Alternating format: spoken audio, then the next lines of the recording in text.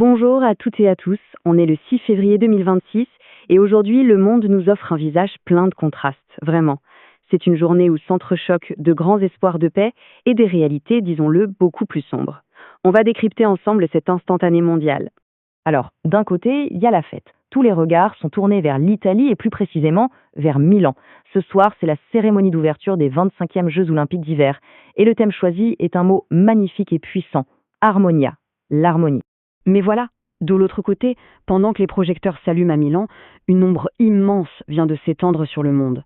Parce que depuis minuit, c'est officiel. Le dernier grand traité de désarmement nucléaire, le fameux traité New Start, a expiré. On vient tout juste d'entrer dans une nouvelle ère d'incertitude, une incertitude qui est nucléaire. Et c'est justement cette tension qu'on va explorer. D'un côté, on a cette formidable poussée vers l'unité mondiale, vers l'harmonie, et de l'autre, cette attraction presque magnétique vers l'instabilité. Alors regardons d'un peu plus près comment ces deux forces s'affrontent aujourd'hui. D'abord, la force de l'harmonie. La cérémonie s'annonce grandiose dans le stade mythique de San Siro. Pour porter ce message, on aura des stars planétaires comme Andrea Bocelli, Mariah Carey ou encore Laura Pausini. Et il y a une nouveauté, une première. Le spectacle va être retransmis en direct dans plusieurs villes des Alpes. C'est un symbole fort pour inclure tout le monde. Et cet appel à l'harmonie, il est porté au plus haut niveau. Le pape lui-même a officiellement appelé à une trêve olympique mondiale. C'est un appel universel au calme, avec l'espoir que la magie du sport puisse, ne serait-ce qu'un instant, faire taire les armes.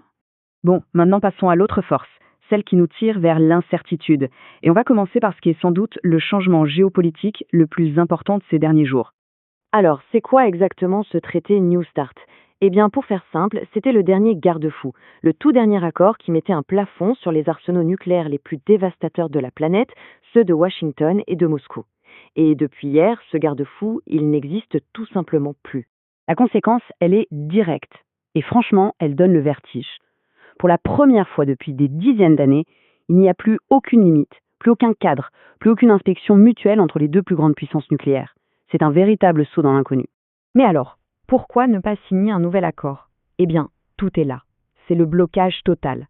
D'un côté, les Américains disent « pas question de signer sans la Chine, dont l'arsenal ne cesse de grandir ».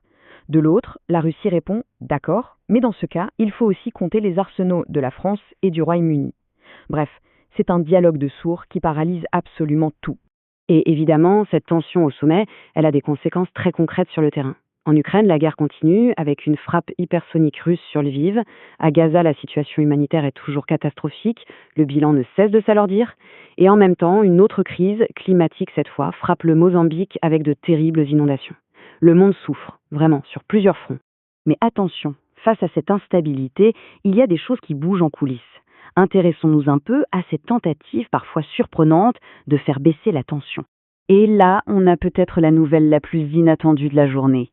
Loin des caméras, des négociations secrètes et directes ont commencé à Oman, entre Américains et Iraniens. L'objectif, il est vital. Éviter à tout prix que la situation ne dégénère au Moyen-Orient. D'ailleurs, en commentant ces discussions, Donald Trump a eu cette phrase, on va dire très directe, qui résume bien la situation. Le régime iranien ne veut pas être frappé. Autrement dit, c'est la menace de la force qui, paradoxalement, pousse tout le monde à se remettre à la table de la diplomatie. Donc si on rassemble un peu les pièces du puzzle, on voit bien qu'il y a une vraie recherche de stabilité qui s'opère. On a les discussions à Oman, on a aussi la diplomatie française qui est très active au Liban, et bien sûr, cet appel mondial du pape. Ça bouge sur plusieurs fronts pour essayer de calmer le jeu. Allez, pour finir, sortons un instant de la diplomatie pure et des conflits pour regarder d'autres grands changements qui sont en train de se produire. Jetons un œil rapide aux signaux économiques et énergétiques du jour. Premier signal, et il est intéressant, le prix de l'or a chuté de manière assez nette ce matin en Asie. L'or, c'est la valeur refuge par excellence. Donc s'il baisse, c'est souvent le signe que les marchés réagissent plutôt bien aux lueurs d'espoir diplomatique qu'on vient d'évoquer. Et puis, autre décision majeure, mais cette fois dans le domaine de l'énergie, le Japon vient d'annoncer qu'il va redémarrer la plus grande centrale nucléaire du monde.